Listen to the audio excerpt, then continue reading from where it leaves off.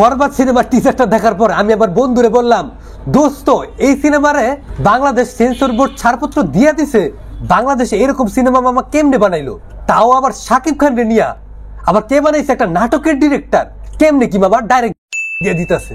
টিজারের প্রত্যেকটা সেক্টরে কিন্তু ইমপ্রেসিভ। আমি যদি বিশেষ করে ক্যামেরা মুভমেন্টের কথাগুলো বলি, যে বিশেষ করে এই শটটার মধ্যে যেভাবে ক্যামেরাটা টার্ন ওভার করে, তারপরে এই সিনটার মধ্যে ক্যামেরা শটটা জাস্ট ওয়াও, মাইন্ড ব্লোয়িং, চুম্মা।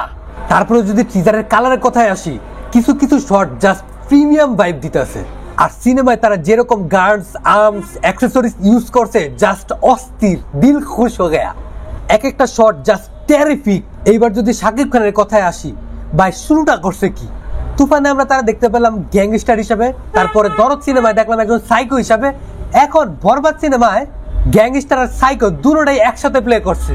টিজারে এক একটা শটে তার এক্সপ্রেশন, লুক পুরাই আগুন। টিজার দেখে বুঝাই যাইতেছে যে সিনেমায় শাকিব খানের যে ক্যারেক্টারটা, এটা কি লেভেলের পাগলা, এই ক্যারেক্টারের মধ্যে কি লেভেলের অ্যারোগেন্স, ভায়োলেন্স, ব্রুটালিটি আছে, তার দু একটা শট দেখেই বোঝা গেছে। টিজারটা যেভাবে শেষ করছে তারা, যে শাকিব খান বন্দুক নিয়ে হেঁটে যাচ্ছে, সামনে একটা হেলিকপ্টার, তার যে বড় বড় দাড়ি, তারপরে বিভিন্ন জায়গায় কাটা ছেঁড়া। ভাই আপনারা একমত হবেন কিনা আমি জানি না, আমার মনে হইতাছে যে এই সিনেমাটা পুরাপুরি অ্যানিমাল সিনেমা থেকে ইন্সপায়ার্ড। কারণ টিজারে নায়কের গেট আপ সেট আপ বলেন, তারপরে লুক বলেন, সবকিছুতে অ্যানিমাল সিনেমার একটা ভাইব পাওয়া যায়।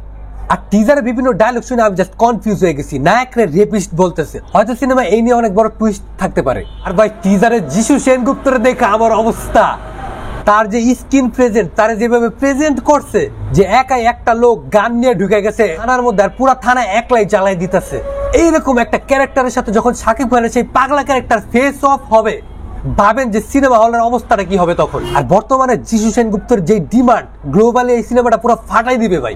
আমি ভাবতেও পারি নাই একটা নাটকের ডিরেক্টরের মাথায় এইরকম সিনেমা বানানোর চিন্তা ভাবনা আসতে পারে।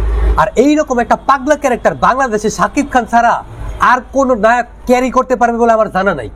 আর আজকে থেকে এই টিজারটা বাংলাদেশে কি পরিমাণ তাণ্ডব চালায় দেখেন খালি একবার।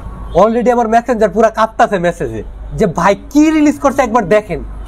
আমার মনে হয় বরবাদ সিনেমার হাইপ উঠানোর জন্য এই সিনেমার ট্রেইলারের গানের কোনো প্রয়োজন নেই, এই টিজারই যথেষ্ট। ইভেন এই টিজারটা দেখার পর আমার যে ঈদে যে সিনেমাগুলো আসতেছে, সেই সিনেমাগুলোর জন্য মায়া হচ্ছে। তবে এই সিনেমাটা মনে হয় বাচ্চা নিয়ে দেখা পসিবল না। যেই রকম ব্রুটালিটি দেখানো হয়েছে, আমার মনে হয় যে ডিরেক্টরের সতর্কবার্তা আগে থেকে দিয়ে দেওয়া উচিত। তবে আরেকটা জিনিস আমি বলে নিচ্ছি, সেটা আপনি মিলায় দেখেন যে সিনেমাটা রিলিজ হওয়ার পর বাংলাদেশে প্রচুর পরিমাণে কন্ট্রোভার্সি হবে। তবে ভাই একটা জিনিস ভাইবা শান্তি লাগতেছে, যে আমরা এখন থেকে বলতে পারবো যে হ্যাঁ 15-20 কোটি টাকা দিয়ে সিনেমা আমরাও বানাই। আর সেই সিনেমা টিজার দেখার পর এই সিনেমাটা যে 15 কোটি টাকা বানানো হয়েছে, এটা কেউ বলতে পারবে না। কারণ কোনো 100 কোটি টাকা সিনেমার টিজার থেকে কম না এই সিনেমার টিজারটা। আমার যদি ভাই কেউ বলে যে এই সিনেমার টিজারটা আপনার কাছে কেমন লাগছে, তাহলে আমি বলবো যে ভাই সিনেমার টিজারটা দেখার পর আমি 10 মিনিট জাস্ট হ্যাং হয়ে আসছিলাম। আমার কাছে এই সিনেমার টিজারটা just extraordinary, mind blowing, terrific. আর কিছু ভাই বলতে পারবো না, কারণ আমি ক্যামেরার সামনে কি বলবো আমি সেটাই বুঝতেছিলাম না টিজার দেখে। এখন টিজারটা যদি আপনি দেখে থাকেন, তাহলে আপনার কাছে কেমন লাগছে সেটা কমেন্টে জানান।